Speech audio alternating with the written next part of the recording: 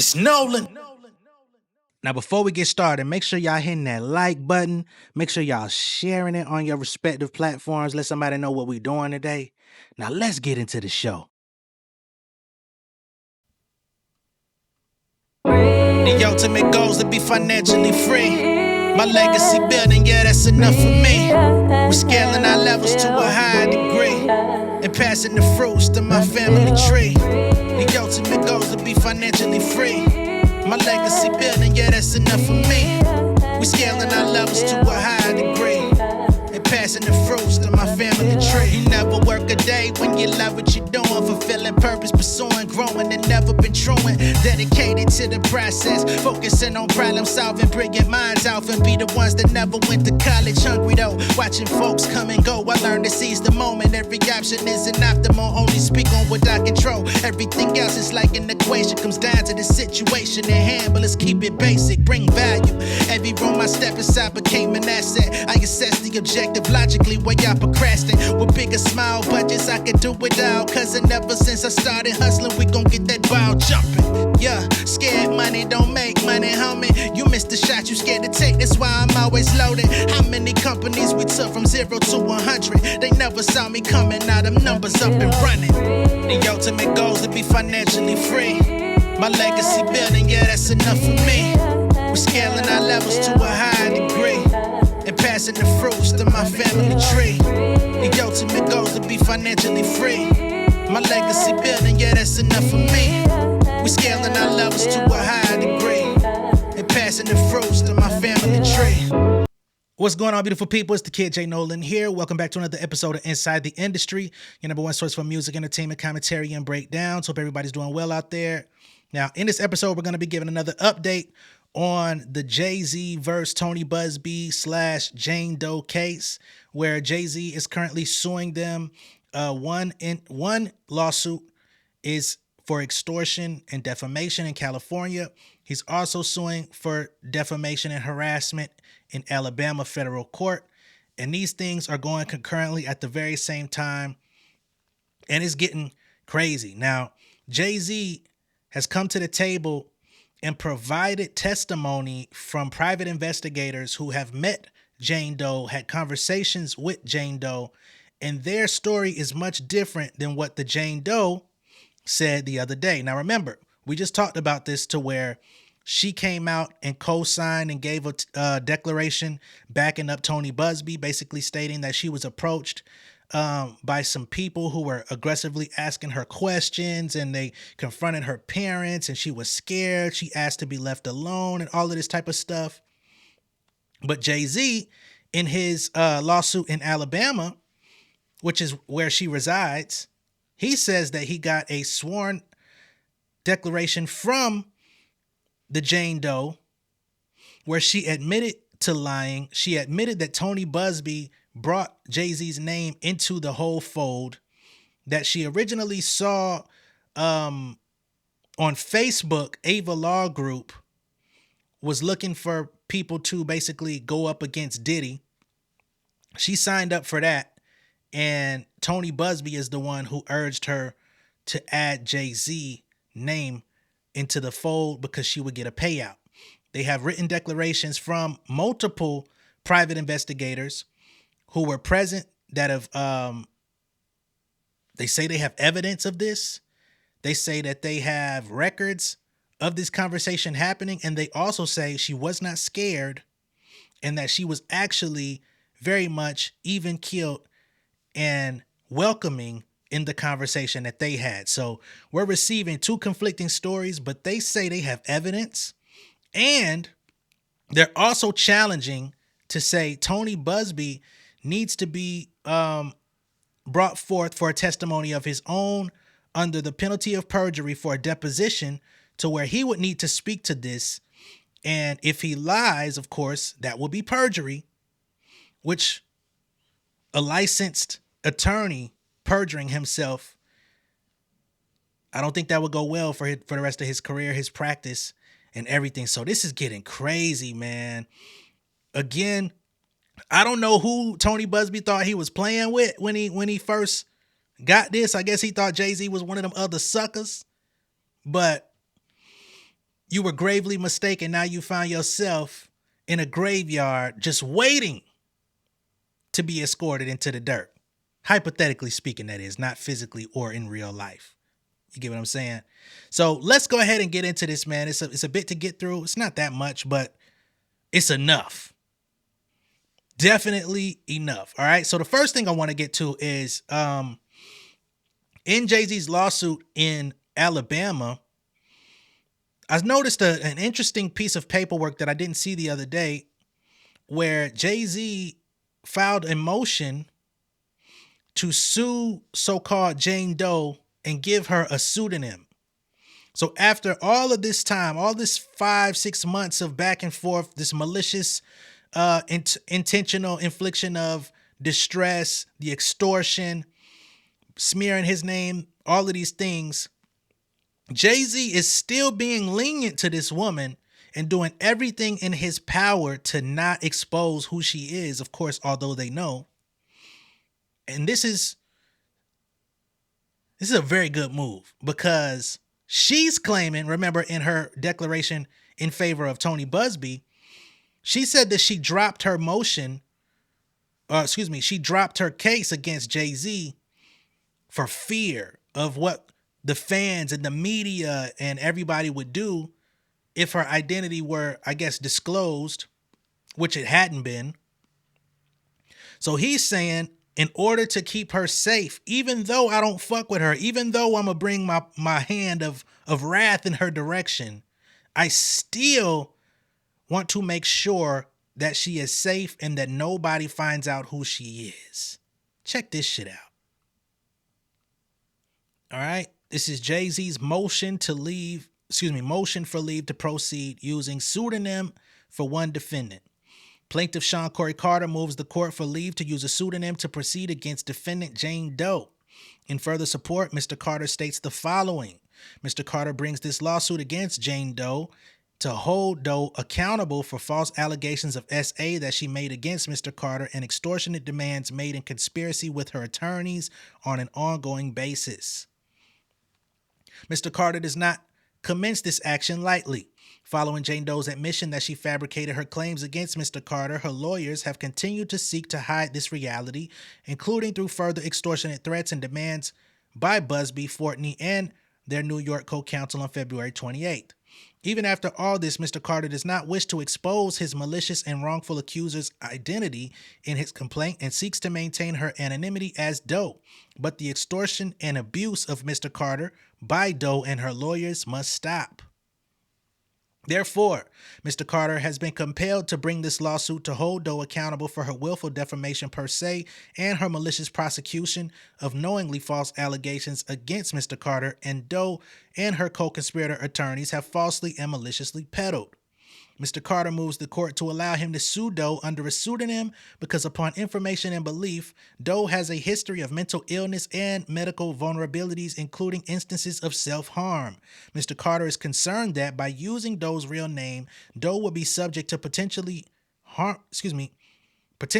to her media scrutiny, and thus there is a strong interest in maintaining the confidentiality of Doe's identity. So he's still trying to keep her somewhat safe, although he's going to dig up in whatever safe you got. Although parties to a lawsuit generally must identify themselves in their pleadings, a party may proceed using a fictitious name when the party has a substantial privacy right that outweighs the customary and constitutionally embedded presumption of openness in judicial proceedings. Okay? That is, a fictitious party can be used in an exceptional case involving matters of highly sensitive and personal nature, real danger of physical harm, or where the injury litigated against would be incurred as a result of the disclosure of person's identity, which is also trying to protect himself from any liability of her hurting herself or them trying to blame the media or a crazed fan or somebody of trying to inflict something upon her identity being revealed. So that also is protecting him, especially since they're trying to claim that he wants people to harass her. So he's saying, hey, man, I'm doing everything to protect this girl. In addition, There is no risk of unfairness to Doe here, and allowing Mr. Carter to sue her under a pseudonym will not inhibit Doe from defending herself against the allegations raised in this lawsuit. Indeed, Doe made some of the defamatory statements at issue in this case to NBC News in an interview where her real identity was masked. For these reasons, Mr. Carter respectfully moves the court to allow him to bring his claims against defendant Jane Doe using a pseudonym. Okay? Now, let's get into these private investigators because they have more information about Jane Doe. They have more information about her background, some of the things that she's done, some of the things that she's done to other people. So it's finna get real sticky. Here we've got a declaration from Charlotte Henderson. This is a private investigator. So they say, I, Charlotte Henderson, declare as follows. I make this declaration in support of plaintiff's ex parte application in connection with defendant's special motion to strike. Unless otherwise noted, I have personal knowledge of the facts and stated herein. If called upon to testify, I could and would completely testify thereto. I am a licensed private investigator. I was not hired by plaintiff, which is Jay-Z, or plaintiff's attorneys. So they're saying they're a licensed private investigator, but Jay-Z nor his attorneys hired them. Who hired this woman? I don't know. To perform the investigation I describe in this declaration.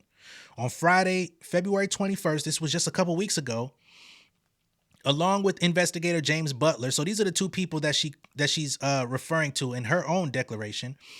I met with plaintiff Jane Doe, the person on whose behalf defendants filed the lawsuit captioned as Jane Doe versus Sean Combs et al., blah, blah, blah. To protect Ms. Doe's privacy and identity, I am not disclosing her name, or any other facts that enabled me to conclude the woman I met was, in fact, Ms. Doe.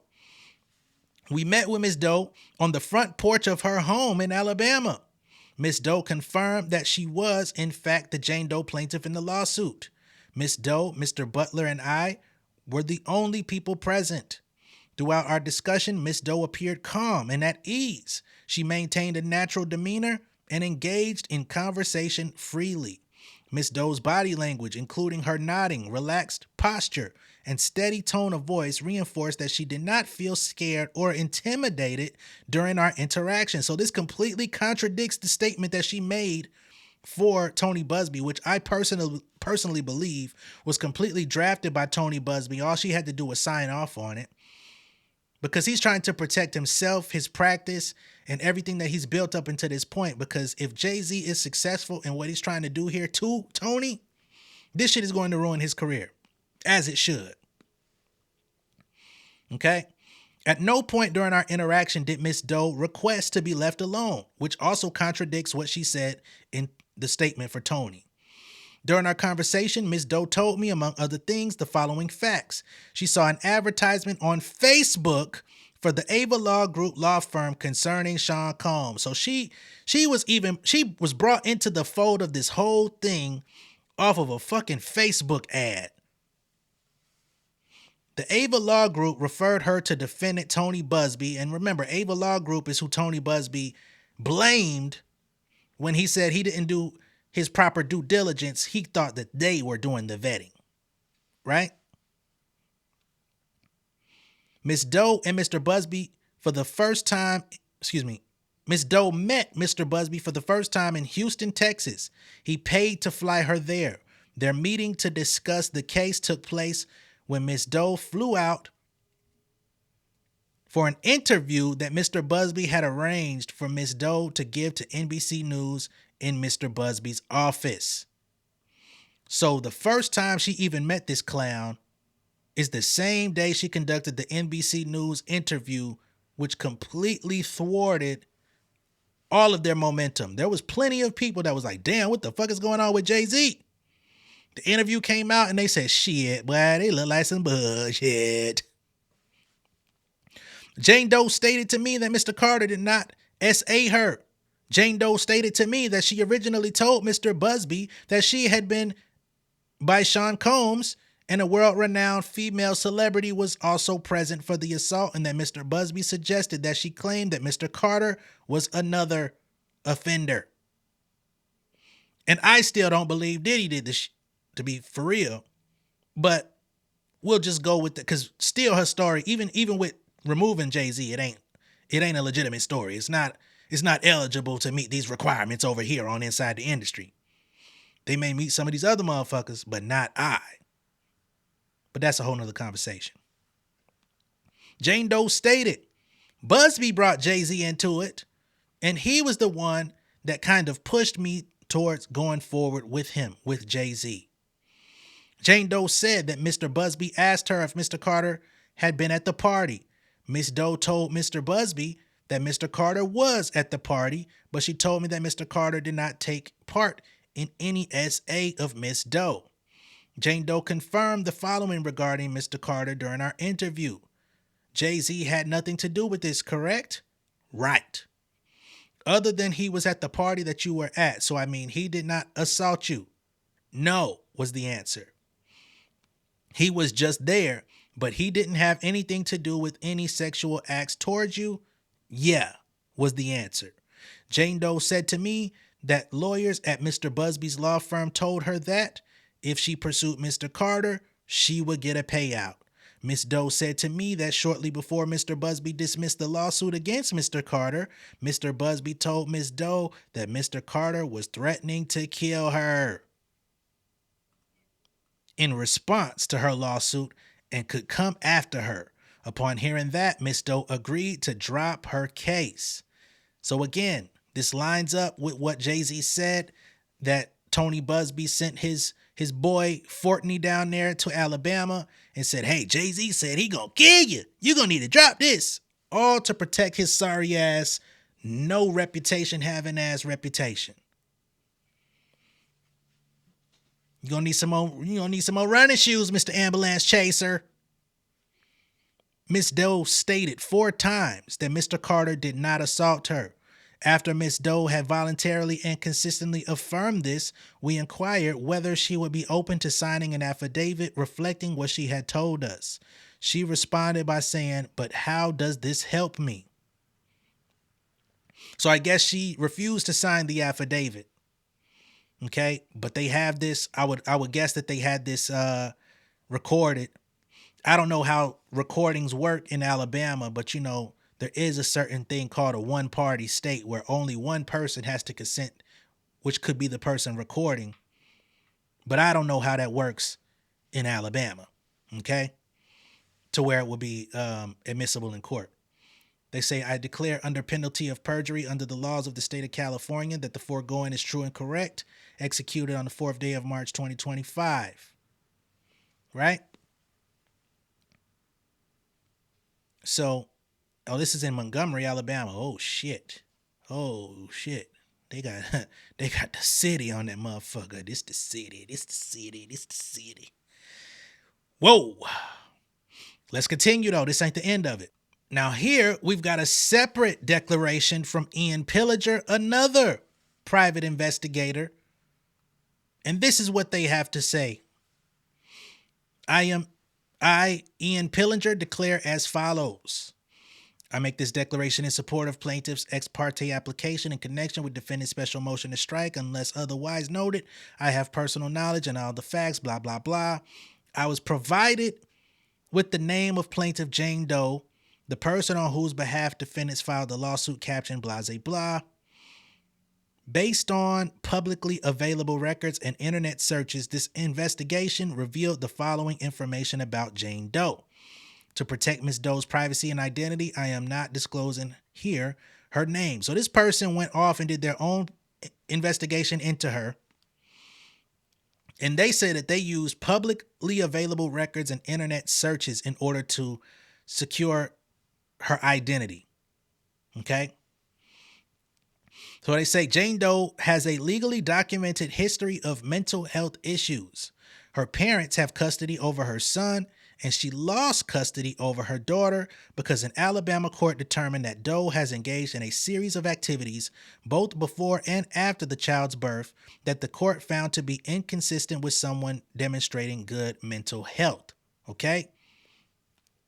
So this is giving a little bit of history on Jane Doe's inconsistent mental health, and it gets much deeper.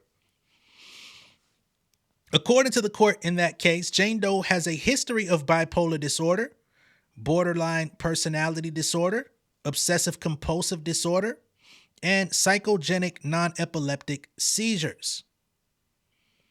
So nowhere in here does it even state that she has autism. And that was the big thing. She said on the NBC interview and in the lawsuit that she was autistic. We don't see that. We see a list of other conditions. They say Jane Doe's doctor gave a deposition in that case, a transcript of which is publicly available, in which the doctor stated that Jane Doe has a history of auditory hallucinations. That is, hearing voices that other people don't hear. Let me say that again for y'all. They say Jane Doe has a history of auditory hallucinations, hearing voices that other people don't hear. And I'm going to do my best to remain professional and concise and not say anything disparaging about any of this, because these are real diagnoses and there's many people out there that deal with this type of stuff, and I don't want to make a joke out of it, but this is the person we're dealing with here. Jane Doe was in a mental health facility less than 90 days before the defendants in this case sent their demand letter. She has recently been under the care of a psychologist. So less than 90 days before all of this stuff even came to be, she was in a mental health facility recovering from maybe something that they'll let us know about. They say she regularly posts on social media, including on Facebook, IG, and TikTok, about the difficulties she has living with her conditions. She alleged in a child custody case that the unwed father of one of her children believed he was Jesus Christ. Now this, I am going to get a little chuckle on. So she had a child with a nigga who was out here telling her that he was big JC. Not Jay-Z, but JC. Woo, shoot. Further, Jane Doe also has a criminal history. In 2023, Jane Doe was indicted on a charge of assaulting and causing a physical injury to a detention officer. So she done put her hands on a detention officer, not just a regular civilian. She was released on bond, but she has thrice since, which is 3 times a lady, thrice since had her bond revoked because she failed 2 drug tests and tampered with a third. They saying she a drug addict.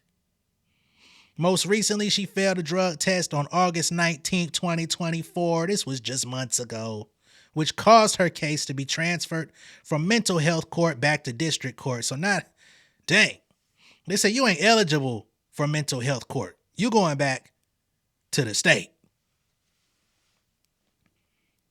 Earlier in 2023, Jane Doe was charged with assault with bodily fluids. I don't even know how you do that. What? Do we gotta do the Kendrick peekaboo? What? Shout out to Problem. I don't even know what that means. I mean, I have an idea, but I don't know. In 2022, she pled guilty to unlawfully using or possessing drug paraphernalia. Jane Doe has accused at least 4 people other than Mr. Carter of SA. Now, I can't say that none of them took place. I'm just saying she has a history of this. Jane Doe accused someone of SA and of branding her on the cheek, but the court dismissed that claim. And I wonder if there's a brand on her cheek that remains to this day, because if you brand somebody, it don't come off very easily, if ever. In a social media post, Jane Doe stated that she was a victim of SA when she was 6 years old. So this is something completely separate.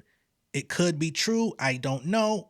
But that is well before even her allegations of Jay-Z took place. According to her ex-husband, Jane Doe falsely accused the ex-husband of touching the daughter they have together.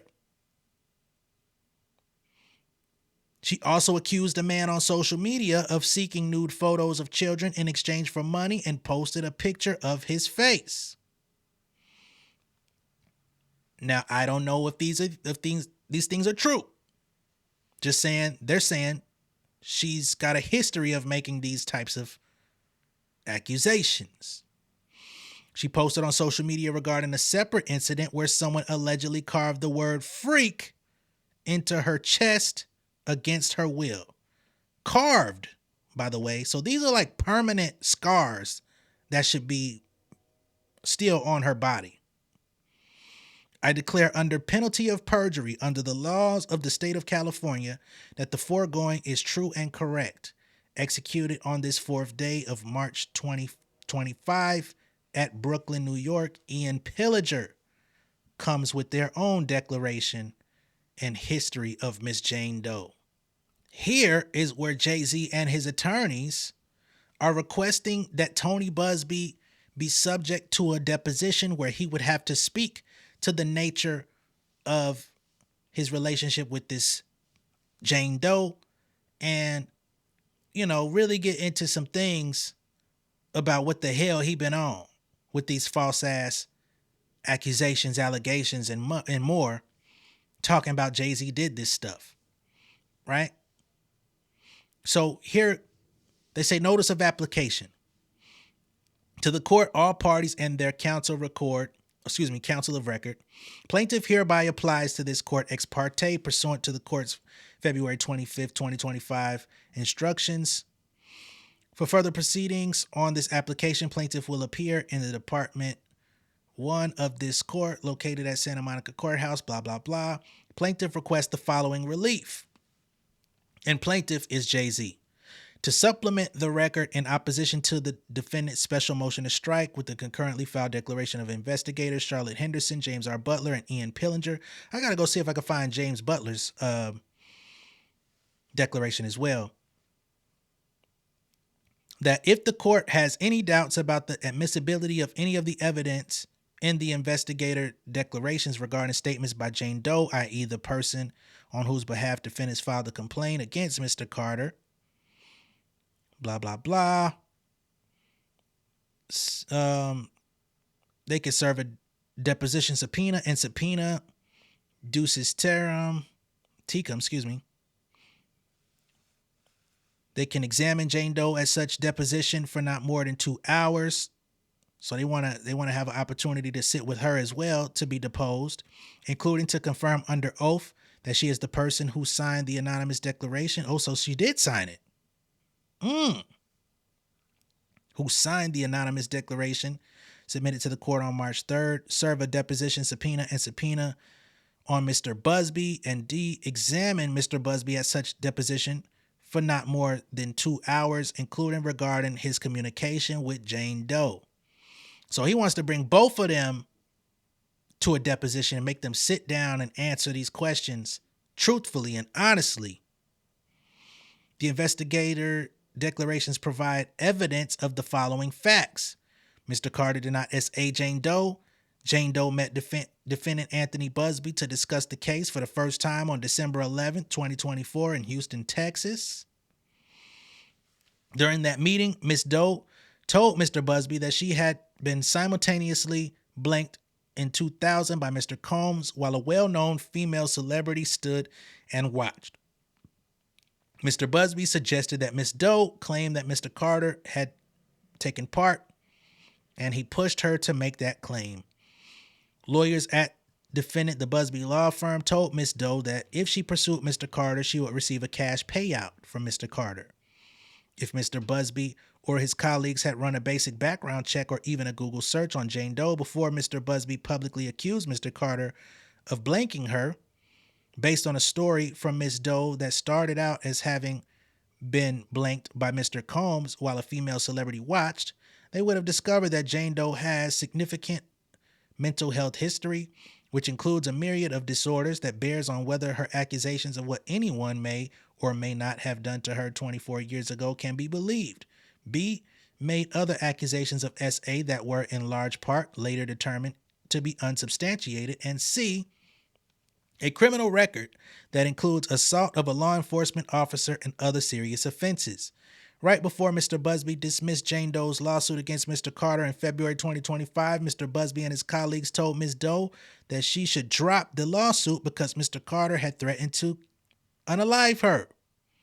This is, of course, Mr. Buzbee's complete fabrication. As explained below, admission of the supplementary evidence and, if needed, the requested discovery is warranted because a reasonable fact finder could conclude that it shows that Mr. Buzbee's November 5th, 2024 Jane Doe demand letter to Mr. Carter constitutes extortion as a matter of law, which is not protected under whatever this civil code is. So they not dropping the extortion. He's like, I still need extortion. All of this is extortion, which to me, I believe it is. The evidence also shows that defendants cannot assert the California Civil Code Section 47B litigation privilege as an affirmative defense to the Jane Doe demand letter. A reasonable fact finder could rely on the evidence to conclude that because it was Mr. Buzbee who suggested to Jane Doe for the first time on December 11th, 2024, that Ms. Doe claimed that Mr. Carter had SA'd her, Ms. Doe could not have possessed an intention 1 month earlier when Mr. Buzbee sent the demand letter to file litigation against Mr. Carter, excuse me.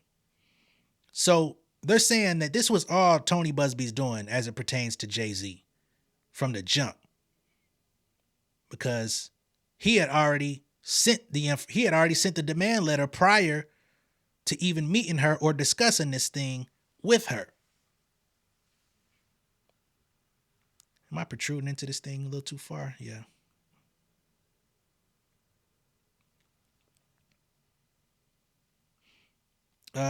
Let me continue. Nor could Mr. Buzbee have had a basis to believe that in making demands of Mr. Carter, he was acting on Ms. Doe's behalf. The evidence also further supports plaintiff's already sufficient showing of the prima facie elements of his claims against defendants, particularly as to the defamation elements of falsity, defamation per se, and constitutional malice, including for lack of a sufficient investigation and failure to investigate contrary facts, and as to the intentional infliction of emotional distress element of extreme and outrageous conduct. This application is based on the accompanying memorandum of points of authorities, the declarations of Charlotte Henderson, James R. Butler, Ian Pillinger, Robert Schwartz, and Mary Henderson, the pleadings and papers filed in this action, and such further arguments and matters as may be offered if the court hears oral argument. And all of them are willing to come forth with whatever evidence they have and to come under questioning, right? So this thing is messy as hell. As set forth in the declaration of Mary Henderson, plaintiff defendants met and conferred on February 28th to work out the briefing schedule for this application. The parties were unable to. Defendant said that they will oppose this application. So, of course, defendant is Tony Buzbee, Jane Doe, whatever. So they say that they're going to oppose this application. Plaintiff will continue to attempt to work out a briefing schedule with defendants and will await instructions from the court regarding a hearing on the application as required by California Rule of Court 3-1202A. The name, address, and telephone number of the attorneys representing defendants are, and of course, we're not going to get into all of that contact information. But Jay-Z ain't playing with these motherfuckers. He on their head top, and I co-sign it. I ain't gonna lie, man. I gotta be honest. When this shit is all said and done with, I'm going to be ready for another Jay-Z album where he can like, I don't think he needed to go through this to make an album, but I would love to hear what music sounds like coming out on the other end of this shit once everything is over, said and done. He gets what he deserves. He gets what he's seeking. These motherfuckers get punished to the furthest extent of the laws they can. Because you can't play with people like that. You can't be putting out false stories on people like that, besmirching people's name, trying to run them through the mud. Tony Buzbee. And I still don't, like I said, I still don't believe Jane Doe was ever present at that party to even be trying to jump in on the Diddy craze, right? But again, Diddy was in such a compromised position because of that video of him beating on Cassie, which I can never co-sign in my life, and I still don't fuck with that nigga, never will. But he was put in such a compromising position because the feds were already looking into him. The whole baby oil thing, right? The Cassie settlement, then the Cassie video, the Lil Rod lawsuit with so many details, and we're still trying to see what's going to happen with that. It was just like a shitstorm of things. I was just like, wow, this nigga is the fucking devil, right? So then you started getting weirdos that wanted to jump in and be a part of this so that, shit, maybe I could get a little something out of it. Maybe I could give me a few dollars. And now, Tony Buzbee, Mr. Ambulance Chaser, with a pair of motherfucking New Balance trainers on, about to find himself way in over his head. So that's where we at this current stage. I'm quite sure in the coming days, more paperwork will be filed, more statements will be made.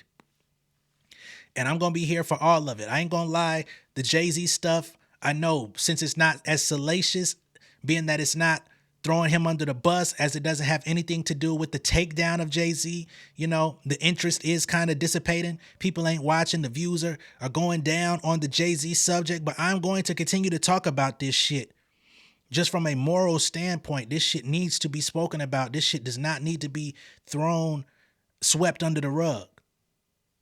So be sure to like and share these videos, man, because I feel it's extremely important. It's way more important than a lot of the other shit that we talk about, because this man's life was literally on the line. His career, everything he built, his family, his future, and the way we view his past was on the line unjustly. So just keep that in mind, all right? Much love and respect. I'll catch y'all on the next one. Peace.